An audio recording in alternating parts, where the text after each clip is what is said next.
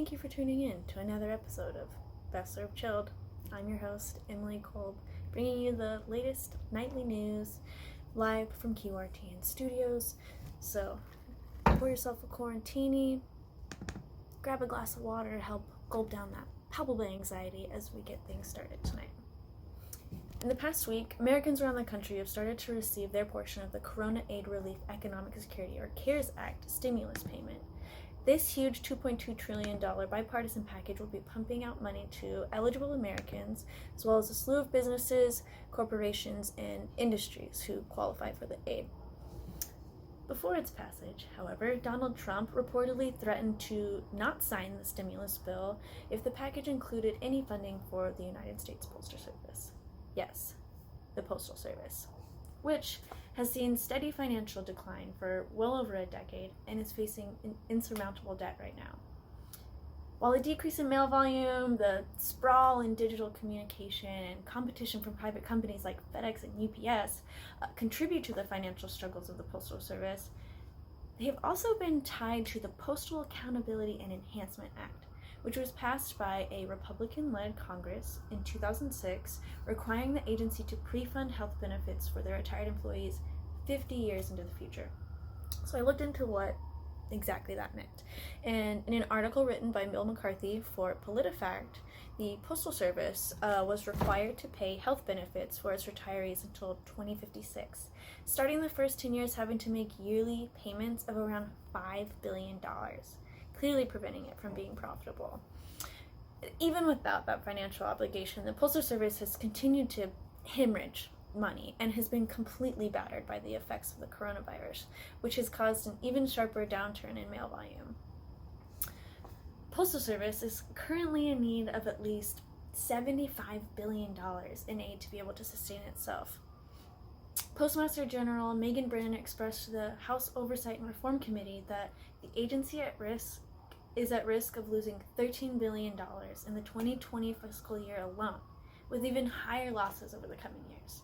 And without any relief from the government, USPS is anticipated to run out of money by the end of the summer.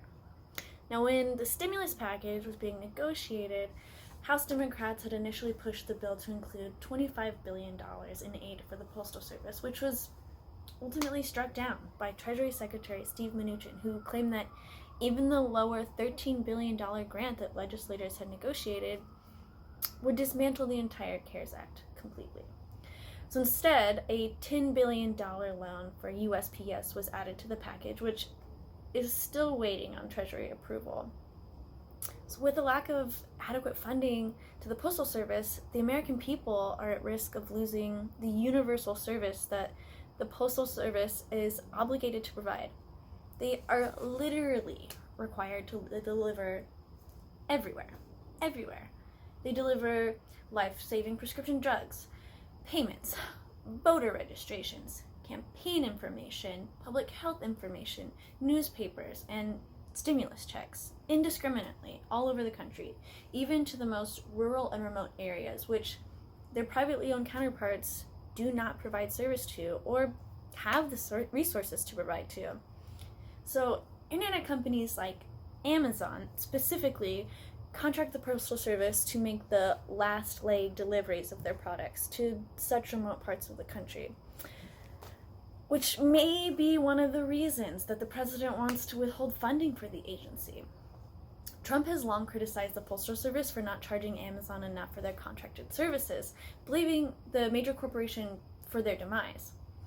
Media speculation also points to Trump's personal contentious attitude towards Amazon CEO Jeff Bezos, who owns the Washington Post, which has openly given unfavorable coverage of the president.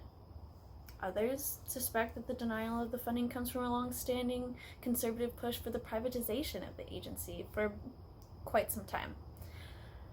Honestly, though, whatever the reason is that Trump or conservatives feel this way really doesn't matter. What matters is that millions of Americans would be disenfranchised by the dissolving of the Postal Service.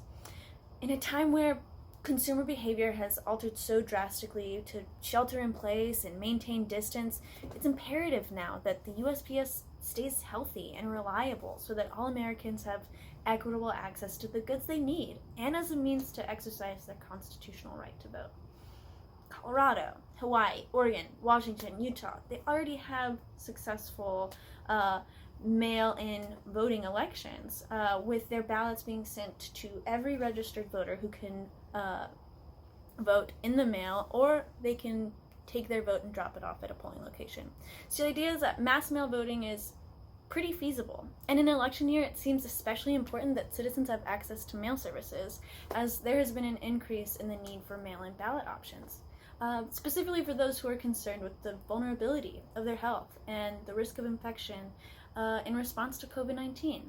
We saw in the Wisconsin primary that people were forced to choose between risking their physical safety or not exercising their constitutional right to vote after the Supreme Court struck down an order that would have given Wisconsin citizens more time to get an absentee ballot.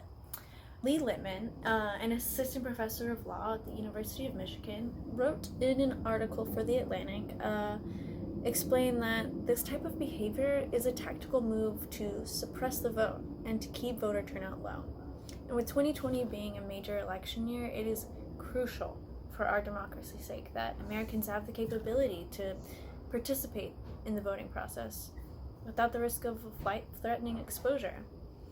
That's why Texas Democrats have filed a lawsuit seeking to ease the requirements that must be met to receive a mail-in voting option, like a disability as an option. They complain that there are multiple violations to the Voting Rights Act, and particularly that court rulings could serve to harm the rights of the voters. They hope to expand the qualifying definition of a disability, that it could be extended to those who are at risk or fear getting coronavirus.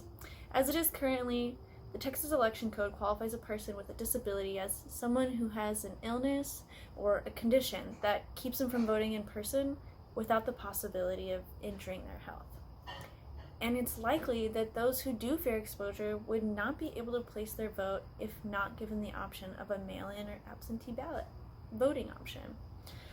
Fortunately, though, on Friday, April 17th, Judge Tim Solak ruled that all registered voters in Texas would be allowed to request a mail-in ballot with coronavirus as a universal excuse, which is certainly major win towards a healthy and equitable democracy, although some pushback is anticipated with the ruling, specifically by Dan Patrick. He expressed in a statement that the unlawful expansion of mail-in voting will only serve to undermine the security and integrity of our elections and to facilitate fraud, and that his office would continue to defend Texas's election law to ensure that a fair and democratic process is lawfully maintained. He said in the statement that he has filed for a notice of appeal for what was passed on Friday. So let's hope for democracy's sake that Dan Patrick is not successful in trying to repeal this ruling so that Texans and Americans alike are not forced to endanger themselves to have their voice heard. That's why it's more important than ever to sustain the Postal Service so that millions of voters are able to receive the proper paperwork for their absentee ballots so they can participate in the election confidently. There are a few things that we can do our part in helping to sustain the Postal Service. Many are choosing to purchase stamps as a way to contribute. Others are reaching out to local agencies and are rallying in support of asking the federal government to fund USPS. An easy way to do that is to text USPS to 50409 or even writing to Congress to demand that action should be taken to save a time-honored institution like the Postal Service. So that way we can all have the choice of voting safely and ensuring a fair democracy for everyone. It's a lot to take in, folks. But thank you for hanging in there with me.